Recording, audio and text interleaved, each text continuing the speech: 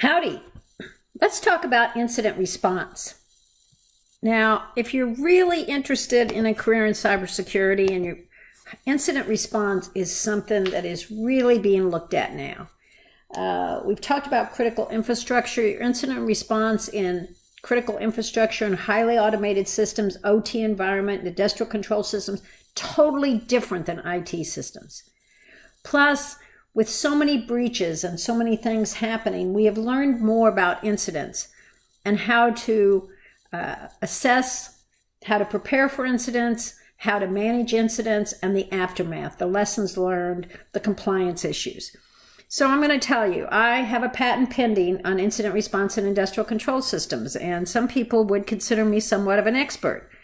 But what I learned about incident response completely changed within the last year when I was involved in an incident. Not a cybersecurity incident. I've been in plenty of cybersecurity incidents. I've been called in at all different stages. I've been the victim of data breaches, of course. I've had to protect systems. I've had to answer for things that happened. I've had to ask questions about things that happened.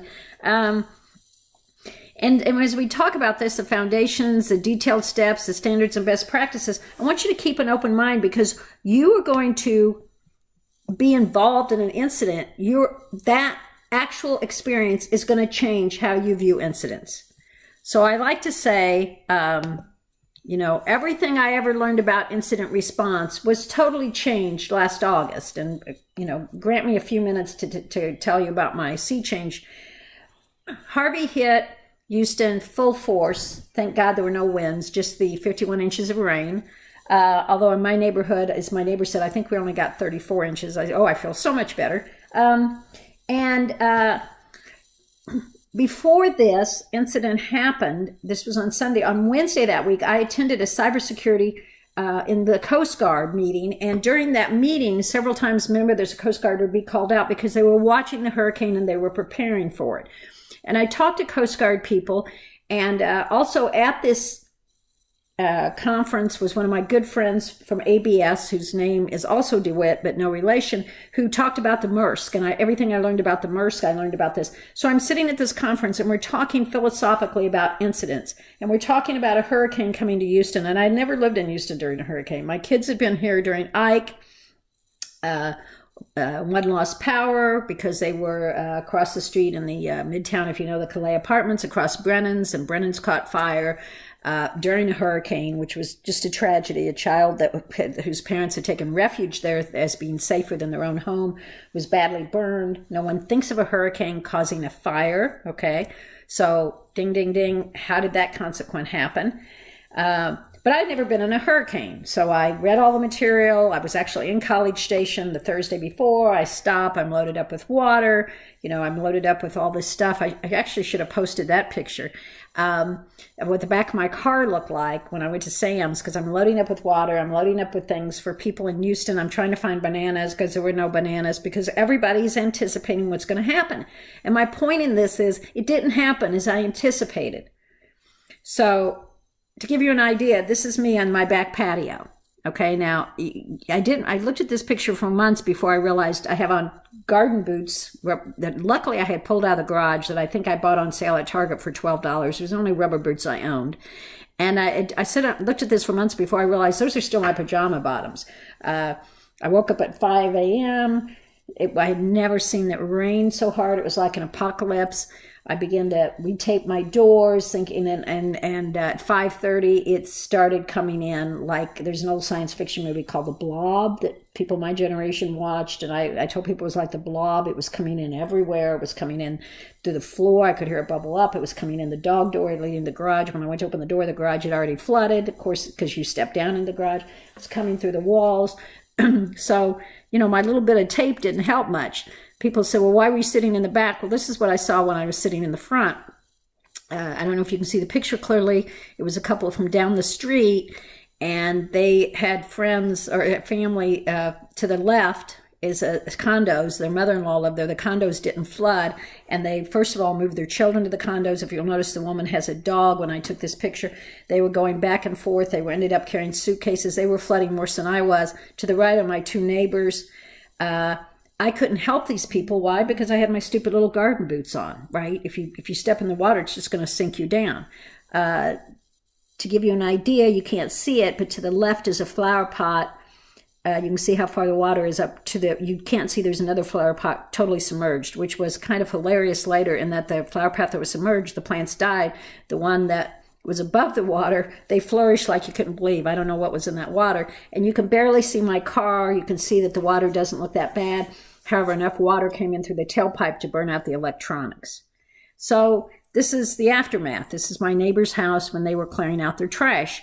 And my whole idea changed about incident response because I realized taping the doors didn't do much. I wasn't prepared. I hadn't thought, although I'm not sure what I could have done differently, because short of moving things, luckily my house is one of the few houses in the neighborhood that has a second story. There's a garage apartment.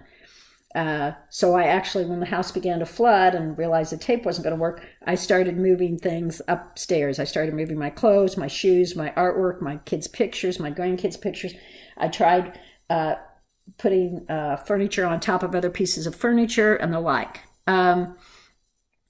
At the same time, sometimes when you're in an incident, it's like this. The bayou is behind my house, by the way. The bayou is usually 18 inches. Deep of water. You know, you could see, look to the left, you see a little bench, you know, and a solar light I have out there. You can see how high the water was.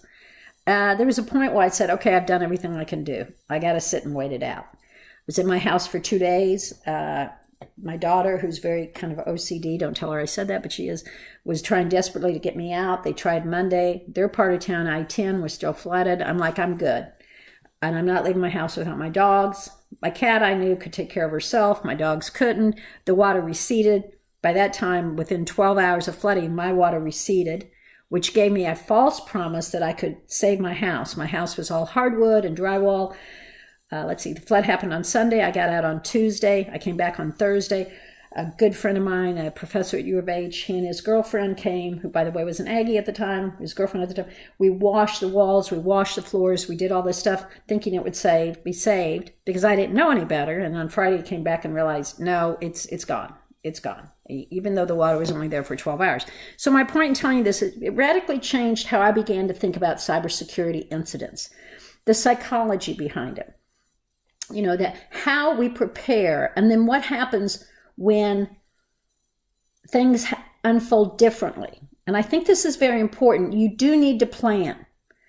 I don't know if it's true or not, but one story I heard after 9/11 was that they didn't have an emergency response and they went back to their Y2K plans when they thought bad things were going to happen. And so you have a plan, and the plan isn't for those circumstances, but the plan at least gives you something to do. So yes, I had a plan. Since then, of course, my plans have changed. There's an engineer in my neighborhood, and he has constructed a to-do list and keeps boards and stuff that he can create very quickly, like shelving on his kitchen cabinets, to start loading stuff up. I have changed. I have everything in my house now that I can store in big plastic tubs, because I lost my library. I lost my bookcase. I lost books I had had for years. I didn't lose all my books, but I lost a lot of them. I lost my software. I had electronics and a lower shelf. You know, things if you don't consider what could happen. And so for the past year, I've sat back and looked at Harvey and the psychological phases I went through, as well as the when you're focusing on, you know, your emergency. Okay, I can't do anymore. Okay, now I have to rebuild. And then watching the psychology that happens when it rains, when things happen. So to me, it is also an interesting, I want to say, human development. And I can apply these lessons to cybersecurity incident response. I'm not sure how yet. This is what I would say. If you saw the trash pile in front of my house, somewhere I have a picture. I had beautiful leather sofas. My house is mid-century modern.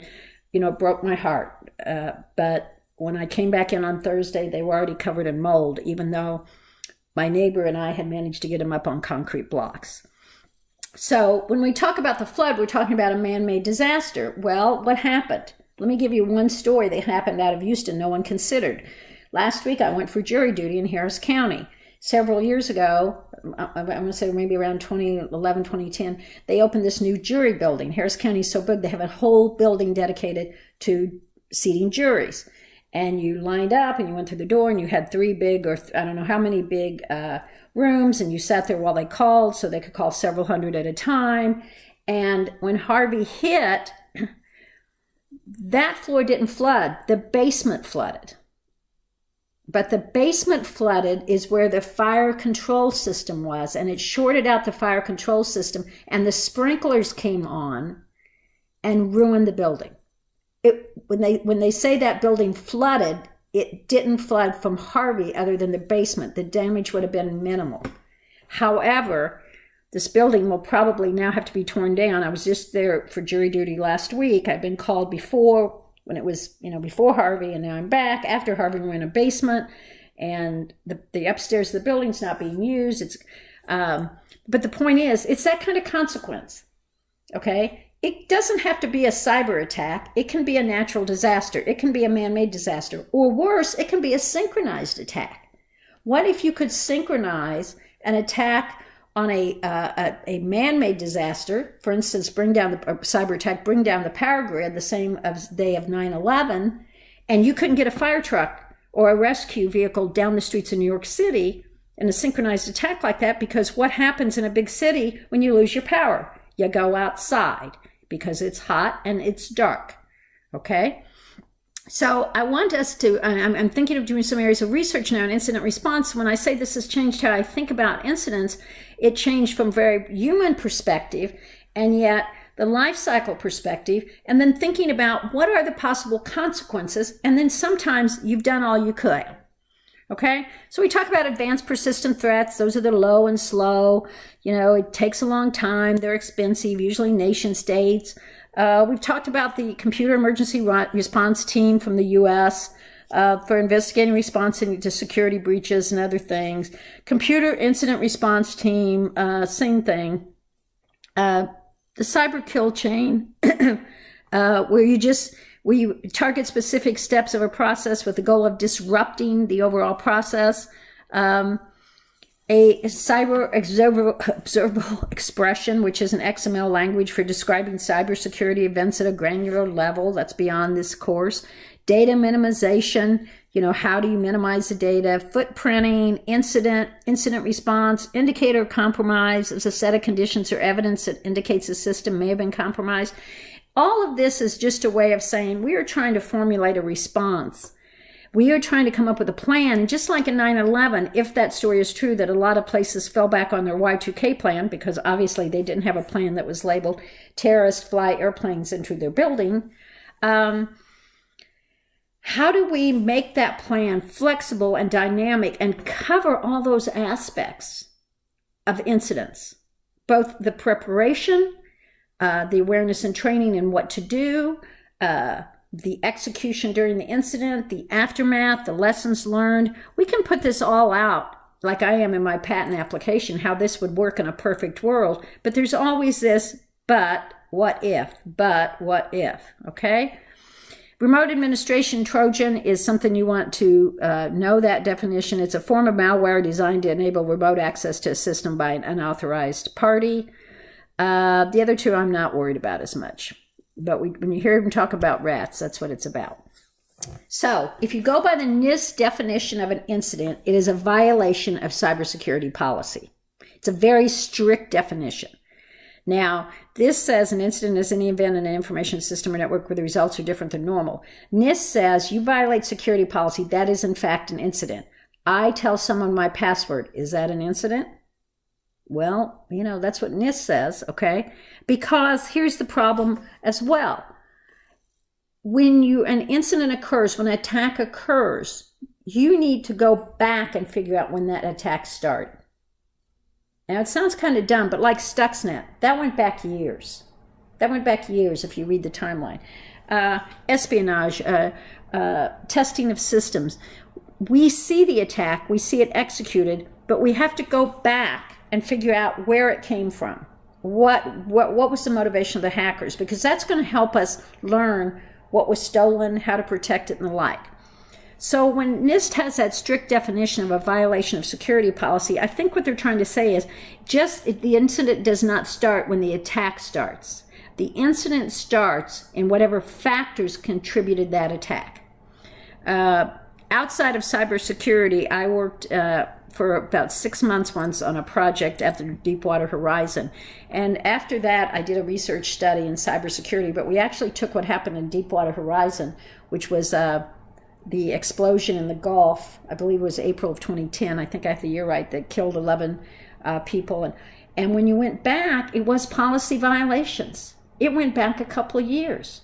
Now, BP or whoever would say, look, here's what happened. A hurricane hit and the drilling platform was ruined, and we had to substitute another drilling platform, and we were behind schedule and we were behind budget. But when you look back, there were all these policy violations that led to that, to the point that there was so much bad stuff that was happening at the end that was almost competition of stupidity when you're dealing with drilling a mile under the ocean.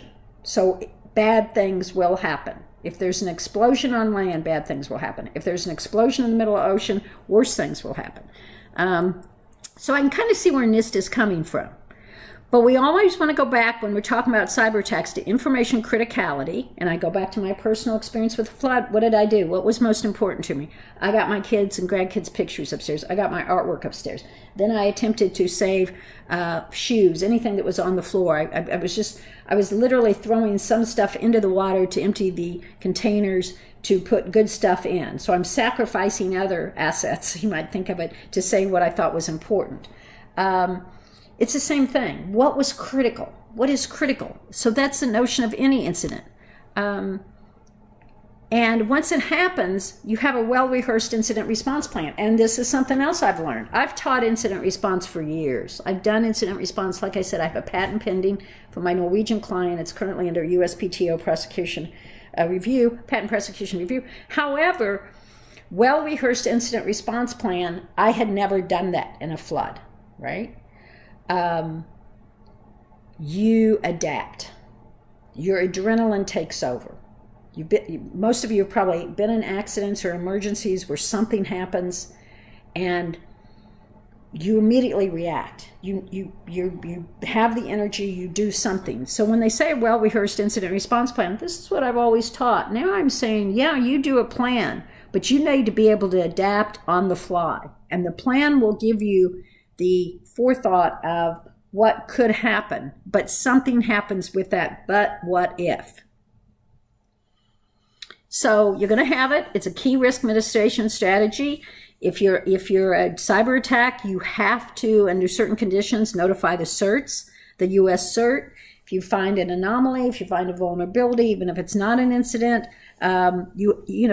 this is the government trying to help, right? This is not the government trying to make our lives miserable. This is the government that can then help us either fix the problem or communicate the severity of the problem to other potential targets.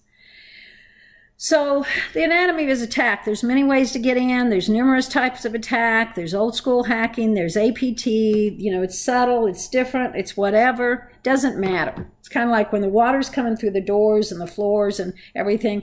Doesn't matter if it came from Harvey or if it came from the sprinkler system being shorted out because the fire control was in the basement, and when it did get flooded, it shorted out and created a worse problem. Okay? So we've got this old school footprinting. Hey, let's figure out where it's going. When did the actual incursion and the like happen? We're still going from that. But with the advanced persistent threat, it's different. It's a primary focus on remaining in the network, to go undetected and having multiple ways in and out. So the initial intrusion is usually performed via social engineering, over email. There's some kind of espionage. There's some kind of testing. If you look at the Target attack, those attackers were in Target in June. They did some small test runs of stealing and exfiltrating consumer credit card numbers. Why didn't they execute the attack in June? Because the busiest shopping day is the day after Thanksgiving, and that was when the attack was fully executed. First of all, you're going to get a bigger payoff, and second of all, your employees are probably out standing in line and Black Friday specials, and it's going to be harder to get a team together. So this is where you might have the rat software planted in the victim's network to create backdoors. So the advanced persistent threat is important because it just like I said, low and slow. Think of it this way. Somebody smashes the window of my car, grabs my laptop that I've left in the seat, and runs. Okay. That's the old style hacker attack, right? It's immediately obvious what's going on. I realize something's missing. An APT, it's very surreptitious. They're in the system. They don't want you to know. They're doing some espionage. They're testing parameters. They're doing some test runs. They don't want you to know until the whole thing executes. And so the incident response is, first of all, to identify, hey, an incident's happening. Something's going on. They might not have stolen information, but I know they're inside, okay? It's to promote accurate information accumulation, evidence, establish controls for evidence, because there's always this period that once it's over, the incident is formally over, you've either shut the door or the attackers are out or something, then you go into this prolonged, what happened, why did it happen, who is liable, did you violate laws, who's going to sue who, right, or the remediation. So again, I go back to Harvey. I'm coming up on the 11th month of the anniversary of Harvey. My neighbors just moved in last weekend. There's still, the HEB is still closed and will not reopen. There are businesses that were put out of business. There are still people struggling to I don't want to say make it right, but to recover, I guess is the word. There are still, for instance, behind my house is a bayou called Willow Waterhole. Nobody's ever heard of it. It's not the big one. The reason we flooded, again, a cascading consequence, Bray's Bayou, which is the major bayou, which is flooded now 3 times in 3 years, couldn't hold the water, and literally our bayou should have drained with Bray's. Bray's was so flooded, it pushed the water back up into our bayou. It was one of the weirdest things I've ever seen. Looking out the back door, the water was going in one direction. Looking out the front door, the water was going in the other direction. I realized we're just in a big donut of circling water here. So establish controls for evidence. What happened? How do we fix it to hopefully lower the probability of it happening again? Now, in a cyber attack, protect privacy rights. Big issue now with GDPR, with the new California law, with all this tipping point of privacy. You're going to get into governance issues. You're going to be fined. You're going to be sanctioned. You want to minimize disruption to operations. And this goes back to our business continuity and disaster recovery. We got to keep it going. We got to keep it going. We can't say, okay, everybody stop. We're going to shut down while we fix everything. Allow for legal and civil recourse, civil meaning who's going to sue who, civil courts, and to provide accurate reports and recommendations so you can incorporate lessons learned and go on. So I'm going to go over this quickly because I think I've kind of talked to it. You need a plan. You need a structured framework. What is a plan? You got a schedule. You've got roles assigned. You know what you need to do, right? You've got that initial response. You're going to isolate the attack. You're going to investigate. You're going to recover. You're going to report. You're going to follow up on lessons learned. You have to follow up on lessons learned. When the emotions have cleared, when you're no longer flushed with adrenaline from the energy, then you sit back and say, let's be hard on ourselves. What were the mistakes we made? Okay? It's got to be there. For so many years, we had this paradigm in cybersecurity that if you protected and defended, incidents weren't going to happen, or if they did, they weren't going to be that bad. Now we realize that was totally misguided. And that's why we don't have good incident response policies as well thought out as protect and detect. We're catching up, and that's why it makes it an exciting career opportunity. So you prepare, you make a plan. I'm going to establish points of contact. Okay, what did we learn from Maersk? Ding, ding, ding, ding. Maersk had their phone list on their computers. They got hit by ransomware. Rather than bow down to ransom, they shut their systems off. Oh my gosh, we don't have points of contact. Sounds kind of dumb in hindsight, but you got a company of tens of thousands of people in almost every country in the world that does shipping up, number one. You have to do your training and auditing. You have to establish a team. Okay, again, a problem. What if that team can't get in because it's a critical infrastructure attack? Or what if that team's focus is someplace else? If you watched Harvey, there's a guy named Jeff Linder who's actually an Aggie who was on TV the whole time talking about it, and people didn't realize until later that his house flooded. He left his wife and kids who had to handle it for his call to service and duty to Harris County. Okay, he was part of the incident response team. This was his job, and to his benefit, he became like a local hero and an unlikely Aggie meteorologist, you know, because of his commitment to the residents of Harris County and Fort Bend County and others in that area. So you've got an incident response team, but you need backup for some of those people, or you need the fact that in an incident, you may be up 24, 36, 48 hours. Well, somebody's going to get tired. You might need to have somebody backfill that job, okay? And of course, then you acquire the equipment, train those who will use the equipment, plan, audit, prepare, run test runs, you know, try it out. Does it work? Do tabletop exercises. This is all part of that. Sometimes you have to put agreements in place. So you've got some ground rules and rules of engagement. I can't remember the Army division, but I'll know next week because I'm doing something at the Bush School with them.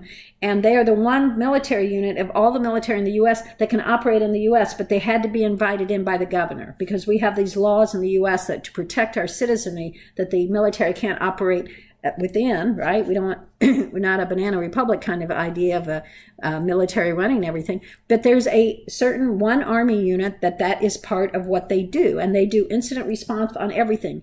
Harvey, Maria, Irma, as well as the ransom attacks that happened in Atlanta and Denver earlier this year. So we talk about prep, we talk about putting a team in place, we talk about understanding access control, we talk about in a cyber attack knowing the list of critical files, and what we learned from Maersk is paper documents still work as backup, okay? And we do all this to get ready for the incident. That is the end of this video one. Sorry, it went a little longer than I anticipated, but you know, I get off on my Harvey speech. Let's move on to video two and finish incident response.